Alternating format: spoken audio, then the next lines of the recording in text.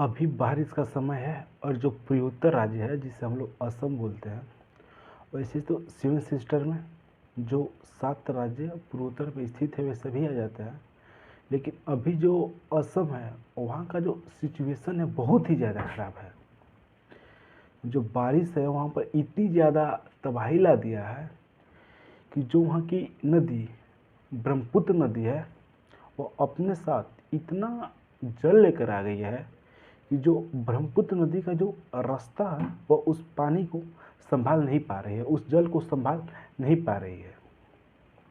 और यह जो उसका रूप है अब बाढ़ में बदल चुका है। और इस बाढ़ के कारण जो असम है वहाँ के करीब 86,000 लोग उससे प्रभावित हुए हैं। और बताया जा रहा है कि करीब 103 व्यक्तियों का मृत्यु हो चुका है।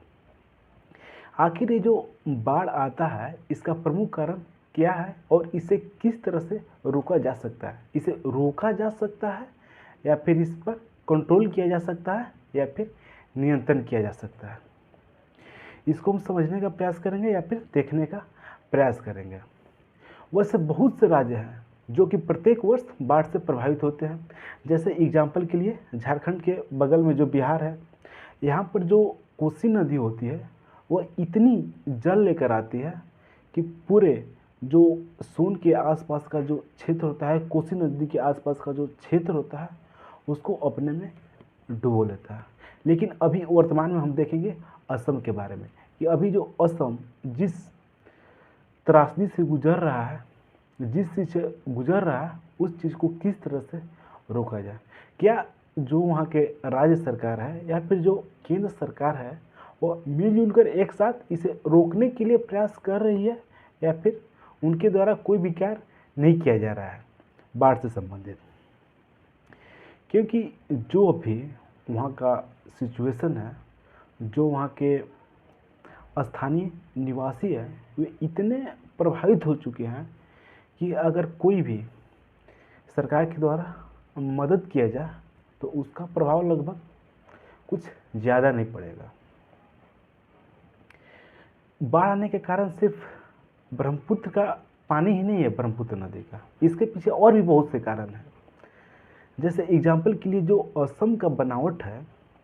वह इस तरीक़ा से है कि बीच में आ जाता है असम और इसके जो अगल बगल में कुछ पहाड़े हैं, जैसे कि हिमालय हो गया, उसके बाद मेघालय की घाटी हो गया और बीच में आ जाता है असम।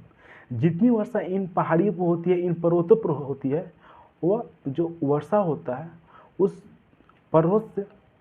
नीचे की ओर आती है और जो गड्ढा जैसा संरचना होता है, गड्ढानुमा जो आकार होता है फिर संरचना होता है, उससे पानी आकर के जम जाती है। बोलने में तो ये आसान है कि गड्ढा में लाकर के जम जाती है, लेकिन अगर इसको देखा जाए तो ये बहुत ही ज़्यादा क्षेत्र है वहाँ पर। क्योंकि अगर बात करें 1950 से पहले जो अभी का असम का स्थिति है वो पहले ऐसा नहीं हुआ करता था, लेकिन 1950 के बाद से जो वहाँ स्थिति उत्पन्न हुआ, बाढ़ आना शुरू हुआ, अभी तक कायम है। इसके पीछे ये भी कारण बोला जाता है कि एक बार क्या हुआ कि वहाँ पर यानी कि लगभग 1985 के समय कि एक बार वहाँ पर भूकंप आता है या फिर भूस्खलन होता है और इसके होने के बाद जो दो प्लेटें होती हैं जिसको विवर्तनिक प्लेट बोला जाता है, ये आपस में टकराती है और टकराने के बाद जो असम का जो आकार होता है, असम का जो संरचना है इस तरह से बदलता है कि जो असम के कुछ ज़िले हैं या फिर पूरा असम है गोला राउंड में कर सकते हैं या फिर खाई जैसा बन जाता है। क्योंकि असम के पास और भी राज्य है, जैसे एग्जाम्पल के लिए मेघालय हो गया, अरुणाचल प्रदेश है, मिजोरम है, त्रिपुरा है, लेकिन असम जैसा वहाँ पर इस तरह से स्थिति नहीं है। वहाँ का जो स्थिति है कुछ हद तक ठीक है, लेकिन असम को देखा जाए तो वहाँ का जो जिस तरह से बाढ़ आया है वो बहुत से लोगों को प्रभावित कर दिया है और जो उसका वर्तमान में सिचुएशन है वो बहुत ही ज़्यादा खराब हो चुका है। अब जो बाढ़ लाने में और भी जो कारगर है, जैसे कि सहायक नदियाँ हो गया। सहायक नदियाँ किस प्रकार से जो बाढ़ के पानी होता है उसको बढ़ाती है। होता क्या है कि जो वहाँ की शहरें हैं वे, जैसे मान लीजिए सपोज कोई शहर है, वहाँ पर कोई नदी उदी बहती है और उस शहर के जितना भी पानी होते हैं यानी कि अगर मान लीजिए कोई शहर है, उसमें 5,000 6,000 जितना भी बड़ी बड़ी इमारत हो, और जब लोग उस पानी का उपयोग करते हैं, पानी का यूज करते हैं, तो होता क्या है कि कहीं न कहीं पर उस पानी को छोड़ना पड़ता है। या तो नली के रास्ते से वो वहाँ की नदी में मिल जाती है, या फिर कुछ सोख्ता-वोख्ता खनवा सकते हैं, जहाँ से उस पानी को मतलब सोखा जा सकता है। लेकिन अगर वास्तविक रूप से देखा जाए, तो जो असम है, वहाँ पर वैसा नहीं होने पाया। जितना भी जो शहर का पानी होता है, घर का पानी होता है, वो सबसे पहले उस शहर की जो नदी होता है, वहाँ पर जाता है, और उस नदी जो इसकी ब्रह्मपुत्र नदी का सहायक नदी होता है, जो उसका ट्रिब्यूटरी रिवर होता है, उसमें आन के मिलता है, और जितना भी पानी होता है, कचरा होता है, सब लान के उसकी सहायक नदी में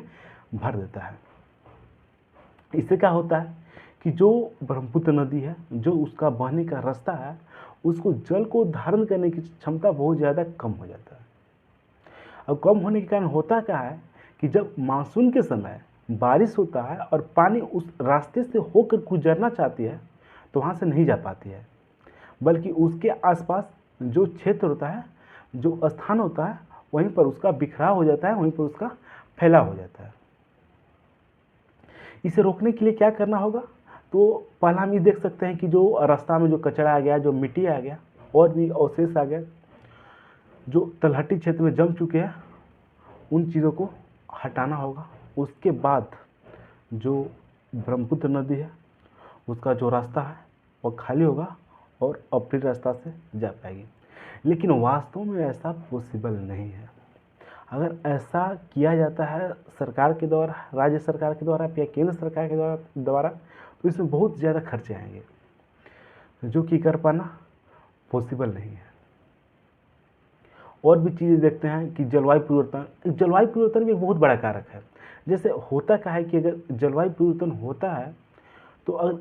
बारिश होगा तो पहला नंबर कि हुई भी नहीं करेगा, होगा तो इतना ज़्यादा हो जाएगा कि उस चीज़ को हैंडल कर पाना पॉसिबल ही नहीं है। अब आजकल यही चीज़ सेम हो रहा है, और भी जो देश है वहाँ पर भी देखने के लिए मिलता है कि वो देश है वो रेगिस्तान जैसा है, लेकिन पानी इतना गिर जा रहा है कि जो पूरा देश का जो भी वहाँ का राज्य हो, वो पूरी तरीक़ा से जलमग्न हो जाता है। और भारत के भी ऐसे बहुत से राज्य हैं जहाँ पर इस चीज़ को देखने के लिए मिल रहा था। मैंने इससे पहले, आज से पहले मतलब ऐसा न्यूज़ सुने थे कि जो राजस्थान है, जो कि थोड़ा रेगिस्तानी इलाका है, थोड़ा नहीं बहुत रेगिस्तानी इलाका है, डेजर्ट टाइप पर है, लेकिन वहाँ पर भी एक बार इतना बारिश हुआ, जहाँ पर मतलब पहले संभावना ही नहीं था कि वहाँ पर बारिश होगा, और जो वहाँ के स्थान थे, जो वहाँ के जगह थे, वो पानी में पूर्ण तरीक़ा से डूब चुके थे। और इसके कारण ये भी हो सकता है वृक्षारोपण करना। अगर सभी लोगों के द्वारा प्रति वर्ष भी वृक्षारोपण किया जाए, या फिर किसी चीज़ को सेलिब्रेट करते हैं, या फिर कोई भी अच्छी चीज़, अच्छा प्रोग्राम रखते हैं, तो उस अवसर पर भी अगर वृक्षारोपण किया जाए, वृक्ष को लगाया जाए, तो जो प्राकृतिक आपदा है उससे बचा जा सकता है। लेकिन वास्तव में ऐसा कोई भी व्यक्ति नहीं करता। व्यक्ति करता भी है तो सिर्फ रील बनाने के लिए या फिर वीडियो बनाने के लिए करता है, और फिर वीडियो अपलोड हो जाने के बाद फिर उसका ध्यान भी नहीं रखा जाता है, और लास्ट में होता क्या है कि जो पेड़ लगाया गया है वो पानी के कारण मर जाता है, या फिर कुछ जो पालतू एनिमल होते हैं वे आते हैं और उसको फिर खा जाते हैं। आज ज़रूरी है कि अगर हम पर्यावरण के साथ या फिर प्रकृति के साथ संतुलन बनाकर रहना चाहते हैं, तो हमें वृक्षारोपण पर, और भी जो पोल्यूशन हो गया, जैसे कि जो गाड़ी हो गया, वाहन हो गया, जो उससे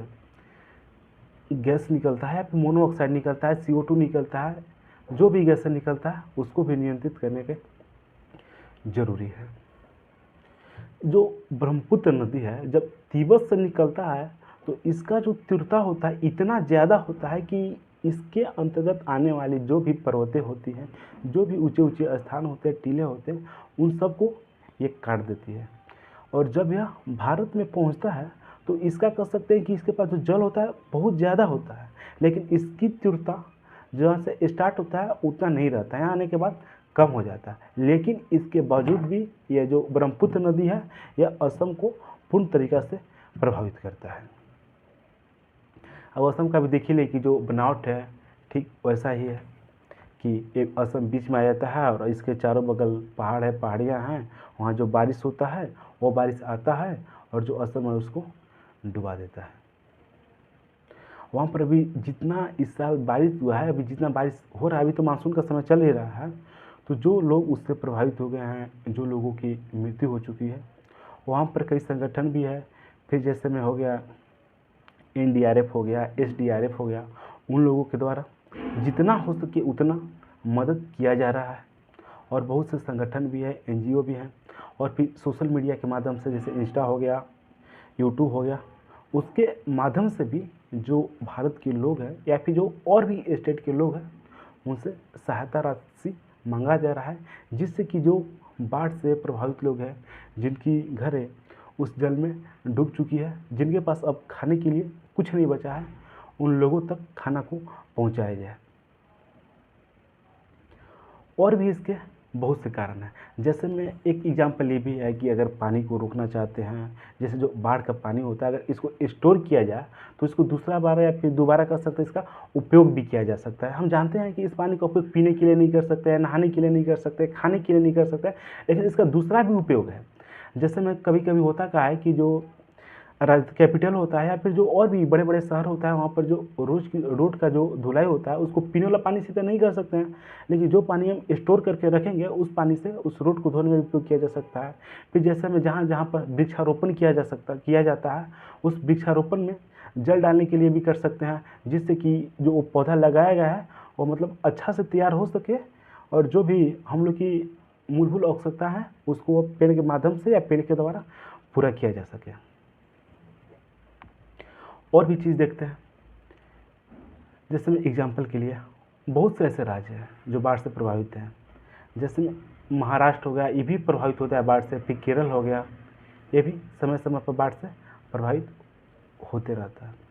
अब बिहार में कई बार सुने होंगे, बिहार में तो बहुत ज़्यादा सुनने के लिए मिलता है, क्योंकि ये जो झारखंड के बगल में स्थित है, बगल में स्थित होने के कारण यहाँ पर जो भी घटनाएं घटती है या फिर जब भी बाढ़ आता है, तो जो वहाँ के क्षेत्रीय पार्टी है या फिर जो भी राष्ट्रीय पार्टी है, उन लोगों के द्वारा जाया जाता है, मदद किया जा सकता है। लेकिन जब भी इलेक्शन होता है, चाहे वो एमएलए का इलेक्शन हो या फिर एमपी का इलेक्शन हो, जो भी वहाँ प्रचार करने के लिए आते हैं, लोगों से वादे करते हैं कि इस बार तो बाढ़ आ गया है, लेकिन अगला बार से